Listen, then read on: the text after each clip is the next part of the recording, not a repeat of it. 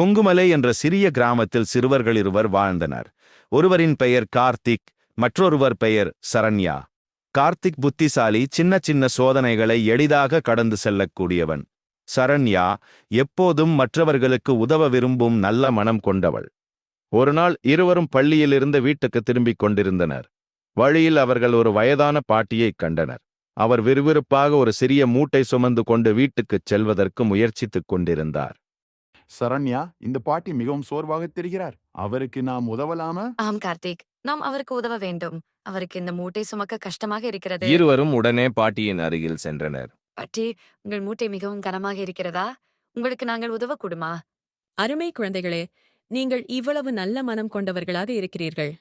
உங்களது உதவியால் எனக்கு மிகவும் நன்றி. கார்த்திக் மற்றும் சரண்யா பாட்டியின் மூட்டையை எடுத்துக்கொண்டு அவருடன் செல்லத் தொடங்கினர். பாட்டி, உங்கள் வீடு எங்கே இருக்கிறது? என் வீடு அருகிலேயே இருக்கிறது. குழந்தைகளே, நீங்கள் எனக்கு இவ்வளவு உதவி செய்வதால் நான் மிகவும் நன்றியுள்ளவளாக இருக்கிறேன். அவர்கள் பாட்டியை அவரது வீட்டிற்கு அழைத்துச் சென்றனர். வீடு வந்தவுடன் பாட்டி மிகுந்த மகிழ்ச்சியுடன் குழந்தைகளின் நெஞ்சில் ஆசிகளை பரவச் செய்தார். இது உங்களுக்கு கொடுக்க வேண்டிய சிறிய பரிசு. இந்த சிறிய அங்குரத்தை நீங்கள் எங்கு நாட்டினாலும் அது அழகான செடியாகி போக்கும். நீங்கள் நமக்கு கொடுக்கும் பரிசு இது. நாங்கள் அதை மகிழ்ச்சியுடன் எடுத்துக்கொள்கிறோம். நீங்கள் எங்களுக்கு கொடுத்த இந்த அங்குரத்தை நாங்கள் எங்களுக்கு வீட்டின் தோட்டத்தில் நாட்டுவோம். கார்த்திக் மற்றும் சரண்யா பாட்டி கொடுத்த அங்குரத்தை தங்களது வீட்டின் தோட்டத்தில் நாட்டினர்.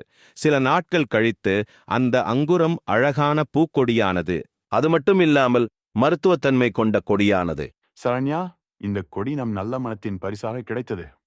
நாம் மற்றவர்களுக்கு உதவிய போது அதற்கான நன்மை நமக்கு திரும்ப கிடைத்தது. ஆம் கார்த்திக், நல்ல மனம் நமக்கு நல்ல வரத்தை தரும். இந்த கதை நமக்கு மற்றவர்களுக்கு உதவுதல் மற்றும் நல்ல மனம் கொண்டிருப்பது எவ்வளவு முக்கியம் என்பதை காட்டுகிறது. நம்முடைய உதவியின் நன்மை எப்போதும் நமக்கே திரும்பி வருகிறது.